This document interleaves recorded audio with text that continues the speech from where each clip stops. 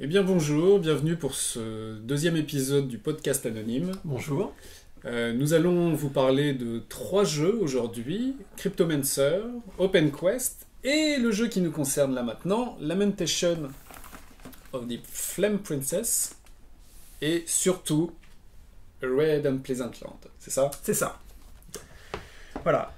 Alors donc, ces deux jeux, j'en parle pourquoi? J'ai choisi d'en parler parce qu'ils ont été annoncés en traduction française pour 2017 par Black Book Edition, qui est décidément sur tous les bons coups, et je me suis dit que ça pourrait être intéressant pour nos spectateurs de savoir à peu près de quoi ça parlait, parce qu'on parle quand même de jeux en anglais, issus d'une toute petite maison d'édition, donc ça pourrait valoir le coup de faire un petit spot dessus.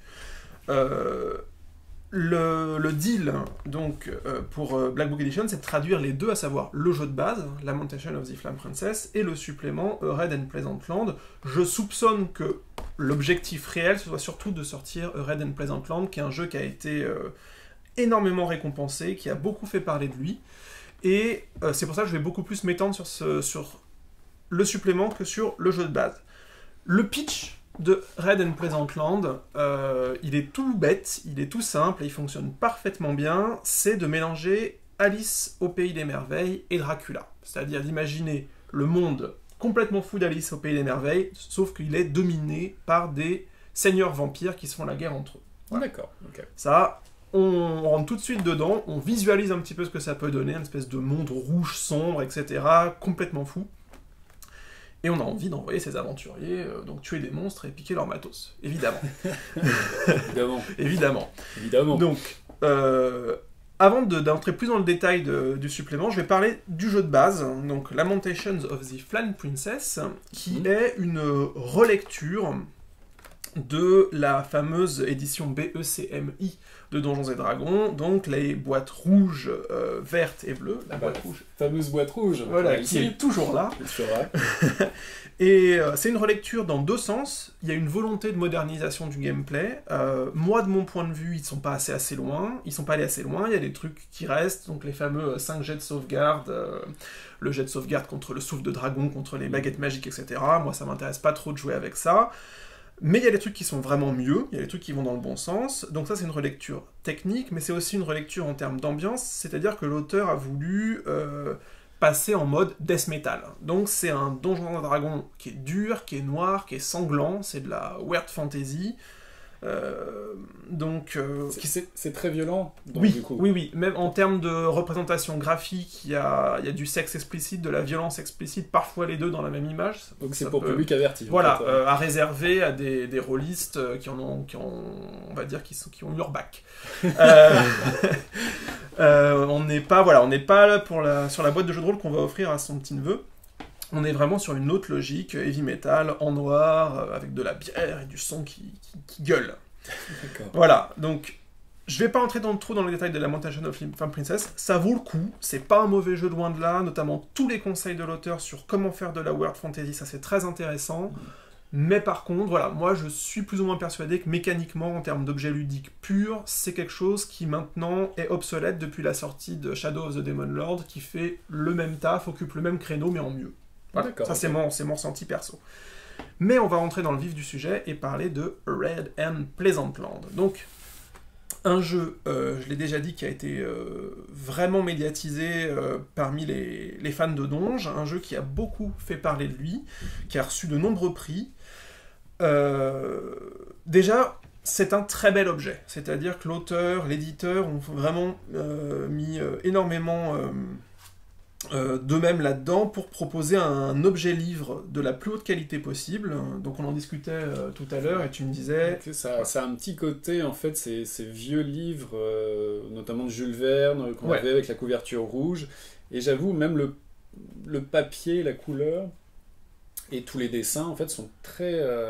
c'est très étonnant, quoi. C'est très intéressant. C'est vraiment un petit ouvrage, mais c'est vraiment très très bien fait. C'est impressionnant en tout cas. Ouais, mais je suis d'accord, et tout le défi pour BBE, ça va être de reproduire cette qualité livre lors de la traduction. J'espère qu'ils pourront le faire. Tu parlais des dessins, il faut savoir que l'auteur du jeu est aussi le dessinateur, donc il y a eu un vrai travail d'unité graphique et d'originalité graphique, c'est vraiment des points clés. C'est les visuels, on voit donc Dracula et ses three brides, enfin ses Ouais, trois ouais. reines, etc. Comme dans le film de Coppola. Enfin, il y a vraiment des tas de choses qui sont très très intéressantes là-dessus. En dehors de cet aspect objet, vraiment de la qualité physique, est-ce que la qualité ludique est au rendez-vous? Alors là, je serais un peu plus mitigé. J'adore, hein. Vraiment, moi je suis super client des vampires, Alice au Pays des Merveilles, tout le travail d'ambiance qu'il met dessus est remarquable. Les premières pages évoquent tout de suite tout un univers mental pour le MJ qui commence à triper, à imaginer faire jouer ses joueurs là-dedans. Ça c'est incontestable. Par contre, et là je pense que tu vas voir ce que je veux te dire, c'est l'univers d'Alice au Pays des Merveilles, donc c'est un univers de folie pure, c'est des codes qu'il faut arriver à rendre, et là je pense, enfin en tout cas je sais que moi en tant que MJ, je ne suis pas sûr que j'aurai les épaules pour rendre justice à ça. Il y a énormément de choses, de tables aléatoires, avec des détails complètement fous, complètement grotesques, etc. Et moi j'ai peur que autour d'une table, la réalité soit pas à la hauteur de ce que nous on a lu, de ce que nous on a conçu dans notre tête. D'accord, donc en fait c'est un univers complètement fou, mais ça a été écrit en fait sous forme un peu de donjon, quoi. Enfin, Ah oui, mais alors ça je vais y revenir D'accord. aussi là-dessus, mais quand je dis complètement fou, faut imaginer par exemple que la Reine de Cœur, qui est donc dans cet univers qui est Erzsébet Báthory, donc la fameuse comtesse sanglante, qui est donc la chef d'une des deux grandes factions de vampires, l'autre faction étant celle de Dracula qui est le Red King. Erzsébet Báthory est toujours la comtesse sanglante, elle se baigne toujours dans le sang des vierges, mais comme la Reine de Cœur d'Alice au Pays des Merveilles, elle est passionnée de croquettes. Voilà, donc, et elle mène toutes ces sessions diplomatiques pendant ces matchs de croquettes, sachant que les matchs de croquettes, c'est pour donner un exemple, hein, j'illustre, mais leurs règles peuvent changer, et évidemment, si on ne se conforme pas à l'étiquette de la partie précise, la reine est susceptible de vous décapiter à n'importe quel moment, parce que voilà, hein, on n'est pas là pour rigoler, et elle envoie régulièrement des groupes d'aventuriers chercher les balles de croquettes qui ont été perdues, ça peut être une mission. Alors voilà, donc faut imaginer un univers qui est complètement sur ce registre, avec des tas de petits détails troublants. Ça c'est très sexy à lire, je suis pas sûr que beaucoup de MJ peuvent le rendre. Mais c'est à la limite, ça c'est un bémol qui est complètement accessoire. Mon gros bémol, et la raison pour laquelle je pense que ce jeu va peut-être pas forcément aussi bien marcher chez nous qu'il a marché aux États-Unis, c'est que ça reste une conception à l'américaine du donjon. Donc sur 180 pages de suppléments utiles, on a 2 donjons qui font à eux deux donc 50 pages de donjon, 50 pages de bestiaire. Donc on parle vraiment on a, comme tu me faisais remarquer avant l'émission, on a énormément de tables aléatoires. Voilà, c'est une conception un peu aride, très old school du donjon. Nous, en tant que Français, je pense qu'on est plus culturellement axé intrigue, éventuellement, ou voilà. Donc, en termes d'ambiance, on va trouver notre bonheur. En termes de jeu pur, le dungeon crawl, ça a jamais vraiment très bien marché chez nous. Et là, bon, bah, voilà, on a 2 donjons de 25 pages chacun. Est-ce que ça peut plaire? Ça, je ne sais pas. D'accord. Donc en fait, si on reste en fait sur sur une élaboration dungeon crawl, ça veut dire que ce qu'on joue, ça reste en fait des guerriers, des magiciens, des voleurs dans un univers qui mélange et Alice et Pays Merveille avec Dracula. Dracula, c'est ça. C'est-à-dire que l'idée de départ, c'est de prendre votre équipe d'aventuriers classiques, donc le guerrier avec sa vorpale, le machin et tout, et de les projeter dans cet univers où tous leurs repères vont être bouleversés, parce qu'évidemment, un exemple très parlant, on voit toujours Alice dans Alice et Pays Merveille grandir, rapetisse, etc.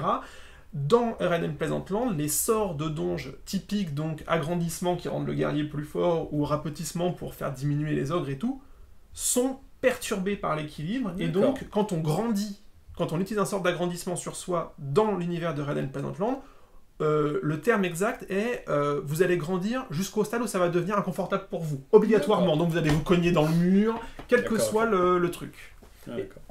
Voilà, donc tout est changé. Et à partir de là, les joueurs vont sortir complètement de leur zone de confort, se retrouver face à des hordes de vampires, donc en livrée et tout, etc., avec parfois des comportements complètement incohérents, mais qui font sens dans cet univers. L'auteur parle de childish logique, donc logique enfantine, pour parler du monde. Alors, du coup, puisqu'on est sur un jeu, en fait, qui reprend un peu les concepts de l'ancienne boîte rouge, comme tu disais, c'est assez weird, c'est-à-dire que ça va être violent, ça va être dark, ça va être très sombre. À qui tu le conseilles, en fait, cet univers, finalement? Alors, déjà, à lire, pour tout MJ qui aime voir ce qu'on peut faire autour de Donge, c'est vraiment c'est un truc à lire qui est sympa, qui fait rêver. Voilà, c'est presque plus un jeu à lire qu'un jeu à jouer. C'est à la limite un reproche que je lui ferais. Ceci posé, je pense que pour toute campagne de Donge, où la table ronronne un peu, D'accord. voilà, où on veut pour 2-3 sessions faire tomber les joueurs de leur chaise, c'est super bien fait. D'accord, c'est un peu l'équivalent des brumes dans Ravenloft. Tout à fait, mais c'est très proche comme concept, hein. C'est vraiment plus loin même. C'est un Ravenloft à la sauce psychédélique. D'accord, voilà. Ok, intéressant ça. Ah, ça me donne envie de le lire en tout cas. Je le conseille, c'est vraiment sympa. Ok, merci JB. Avec plaisir.